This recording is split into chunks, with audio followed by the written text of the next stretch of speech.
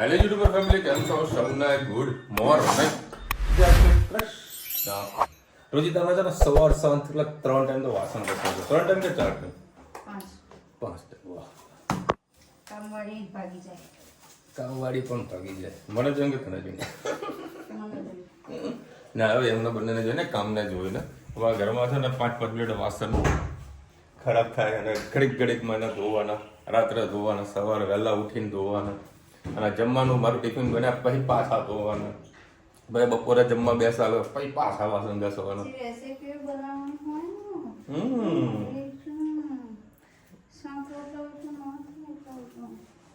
પછી જેટલા માણસ બધાની ફરમાઈશ અલગ અલગ છે. ધનવીની ફરમાઈશ અલગ, મારી અલગ, હેતની અલગ. એમાં જે વધે પછી રુચિ થાય કે હું આમાંથી ખાઈ લઈશ. બરાબર ને?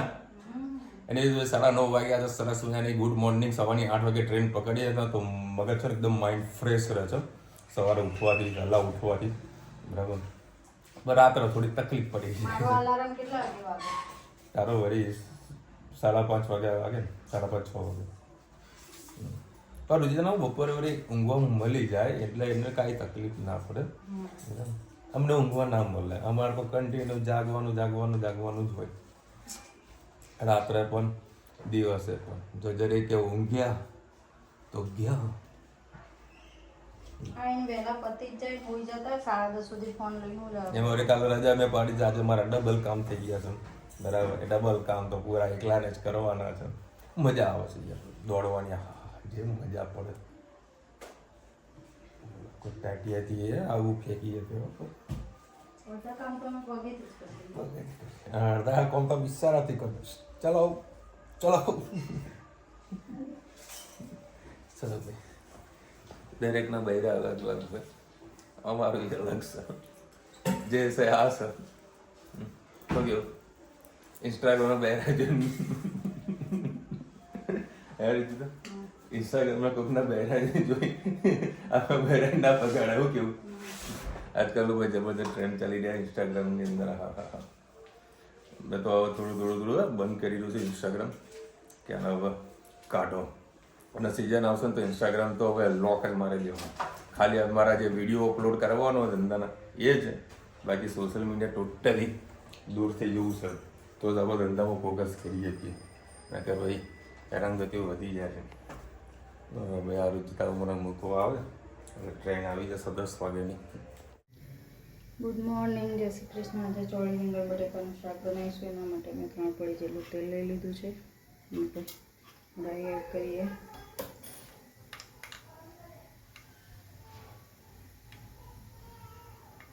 રાઈ થઈ જાય એટલે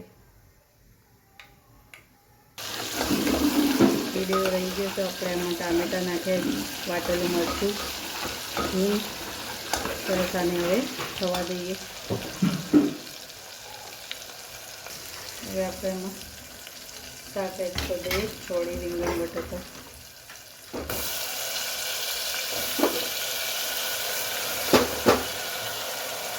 સરસ મિક્સ કરી લઈએ.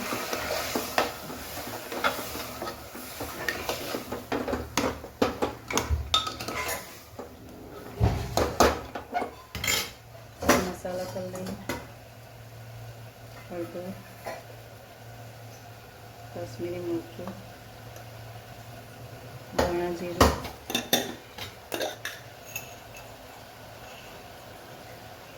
મીઠું એડ કરીએ. સાથે ધાણા એડ કરી દઈએ. મિક્સ કરી લઈએ.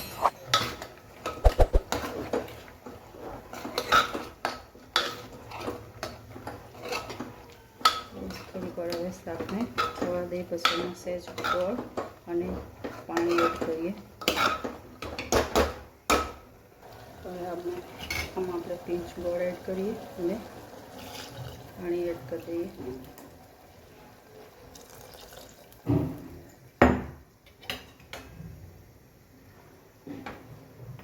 બસ થોડીક વાર ઉકળવા દઈએ. પછી 3-4 સીટી મારી લઈએ. સરસ મજાનું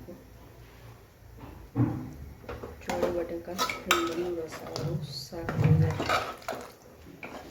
3-4 સીટી જ મારવાની છે. ચલો આવજો, જય શ્રી કૃષ્ણ. અમદાવાદમાં છે ને સૌથી વધારે મોટો ત્રાસ છે ને જો ટ્રાફિકનો. એક સુધી ટ્રાફિક ફૂલ છે જો. આ બાજુ લાઈન જો તમને બતાવું. આ રસ્તો છે ને અમારો રોજનો છે અને એટલું ભયંકર ટ્રાફિક થઈ જાય છે ને એમાં જો બ્રિજ ઉપર કોઈ ગાડી ફસાણી કોઈ બંધ થઈ ને તો પછી તો ગયા અડધો પોણો કલાક તમે ગાડીમાં ખોટા અહીંયા હેરાન થઈ જાઓ.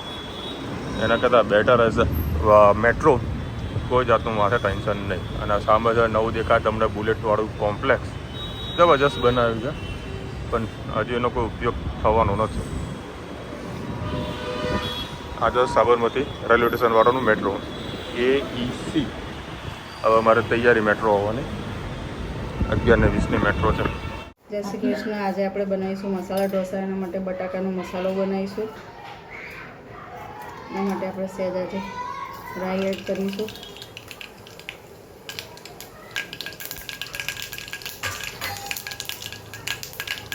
સહેજ આજે આપણે અડદની દાળ નાખીશું, પિંચ હિંગ,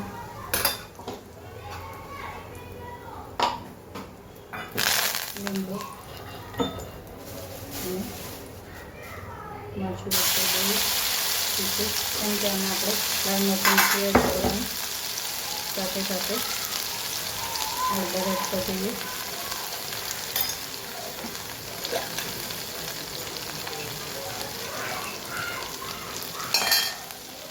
મીઠું એડ કરી દઈએ.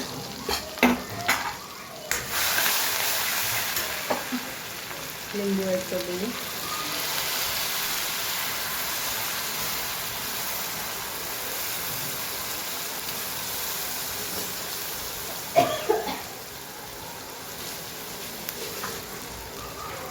આપણે એમાં ખાંડ એડ કરી લઈશું.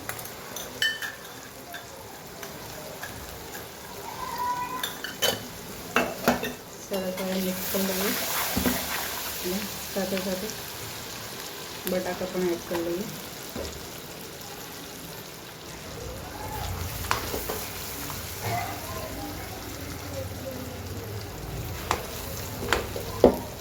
હવે આપણે એમાં ધાણા એડ કરી દઈએ એટલે સરસ મજાનો આપણો મસાલો તૈયાર. હવે સાંભારની તૈયારી કરીએ. જય શ્રી કૃષ્ણ. આજે આપણે બનાવીશું હવે સાંભાર. એના માટે મેં 3 કળી જેટલું તેલ લઈ લીધું છે. રાઈ એડ કરીશું, પિંચ જ જીરું એડ કરીશું અને લીંબુ એડ કરી દઈએ. સાથે સાથે હિંગનું પ્રમાણ થોડું વધારે રાખીશું. ડુંગળી, ટામેટાં અને લીલી મરચી વાટી દીધી છે એ એડ કરી દઈએ. સરસ અને મિક્સ કરી દઈએ.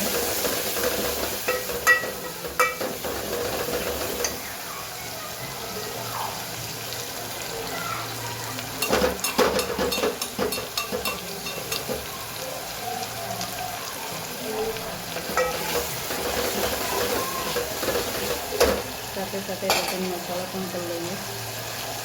તીખું મરચું, મીઠ, હળદર, ધાણા જીરું અને સાંભાર મસાલો છે એડ કરી લઈએ. સાથે સાથે આંબલી પલાળી છે એટલે આંબલીનું પાણી આપણે એડ કરીએ.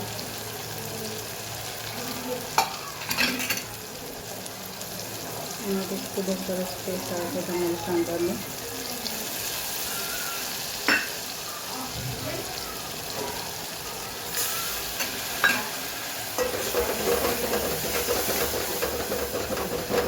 ગેસની ફ્લેમ ફૂલ જ રાખવાની છે અને સરસ ડુંગળી ટામેટાને પાકવા દઈએ. એનાથી ખૂબ જ સરસ ગ્રેવીવાળું થશે.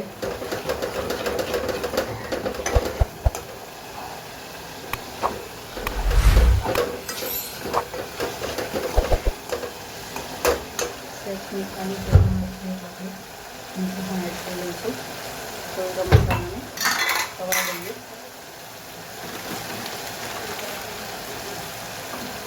આમાં મીઠું એડ કરેલું જ છે. આપણે થોડું મીઠું આજે મસાલા પૂરતું જ એડ કરીશું.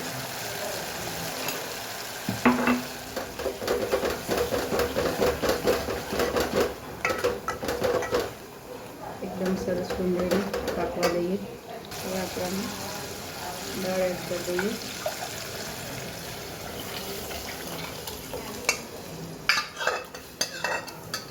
દાળ એકદમ સરસ થઈ ગઈ છે એટલે એને આજે આપણે ગ્લાસ નથી કરી. સરસ દાળને ઉકળવા દઈએ. દાળ ખૂબ જ જાડી છે એટલે તરત ઠરી જાય એટલે ખાવાની મજા નહીં આવે. હંમેશા દાળને તમારે પતલી રાખવાની. અને ડુંગળી ટામેટાં આવી રીતે મોઢામાં આવે તો તમે એને રસ પણ કરી શકો છો. ચલો આજે આપણે એક ગ્લાસ જેટલું પાણી એડ કરીશું.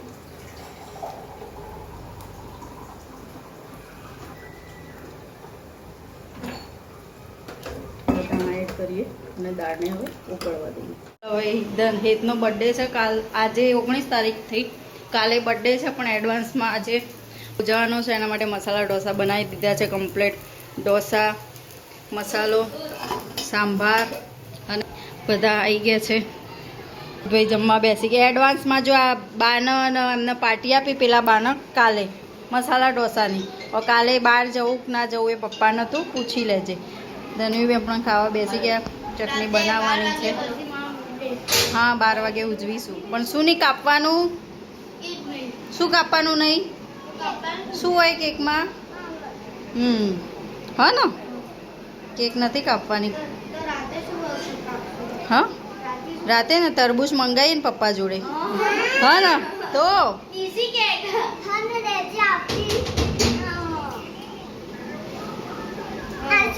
દેશી આઈસ્ક્રીમ ગઈ છે. મમ્મી આવી ગયા છે. આજે આપણે મસાલા મજાની પાર્ટી કરી દીધી. ધનવીબેન કે દેશી આજે કેક નહીં કાપવાની, એના બદલામાં આપણે દેશી ઘરે આઈસ્ક્રીમ બનાવવાની એવું કહી રહી છે. ઘરે તો નહીં બનાવ પણ કદાચ લસ્સી જેવું બનાવીને અમે ખાઈ શકીએ. ચલો ઢોસા બનાવી લઈએ. ચટણી એડ કરીશું. પછી વિશાલ આવે આજે એના ગયા છે.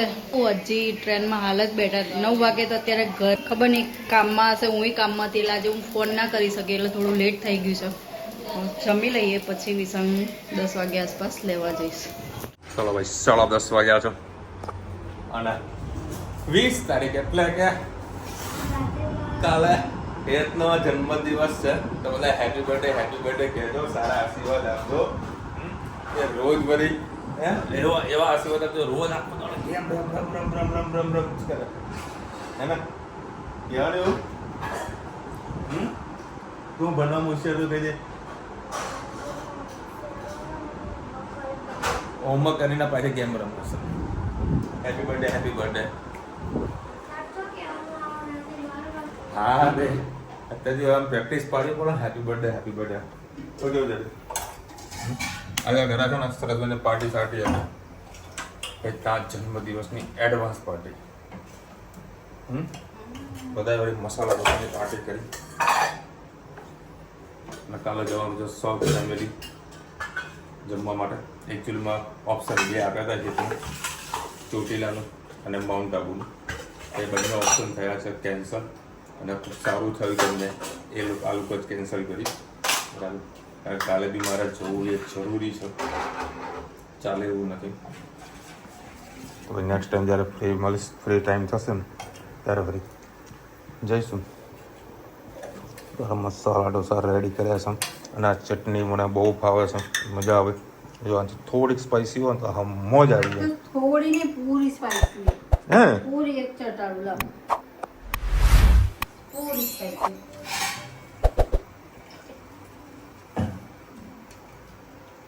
ગજબની પૂરી સ્પાઈસી. પાણી ની મતલબ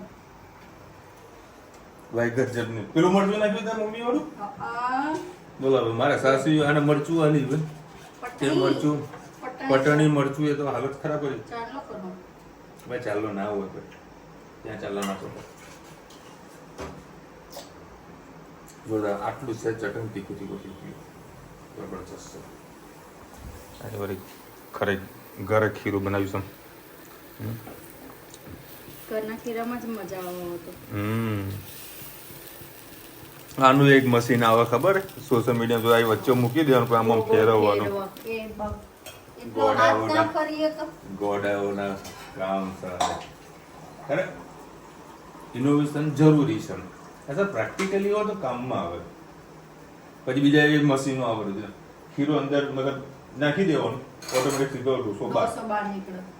એ જોયું તો ભાઈ જે હાથની કરામત જે છે ને એ હાથેથી જ મજા આવે. દવા લસણની ચટણી તેલ નાખ કરો તેલ નાખ. તેલ પેલા આનું સ્પ્રેડ કરીને પછી નાખીએ. તેલ નાખીશ તો ડોસો થોડું સોફ્ટ થઈ જશે. એવું છે. તો જાતે થઈ જશે દૂર જ મજા આવશે. બસ ને. આ તો બહુ વધારે સ્પાઈસી થઈ જવાનું વાળી. ના નથી થયું.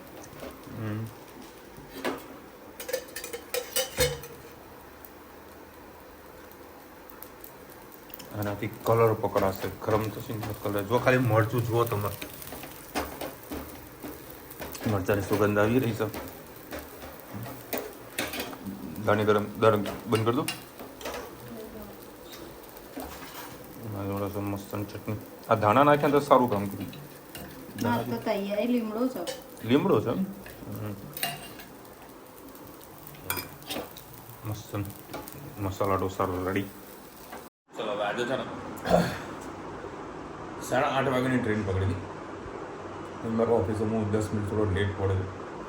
જે કામ કરો 8:30 વાગે ટ્રેનમાં જઈએ તો 10 વાગે શાંતિથી પહોંચી જઈશું. 10 વાગે એક્ઝેક્ટ ટ્રેને ઉતારી મસ્ત ટાઈમ જો સિઝન ચાલુ થશે ને તો 8:30 વાગે ટ્રેન પકડવાની બેસ્ટ. હાલ ખાલી કલાકનું વેરિએશન પડી ગયું. સવારની જે ટ્રેન 9 વાગ્યાની ચાલુ થઈ જાય ને મહેસાણાથી અમદાવાદની મોજ પડી જાય એમ.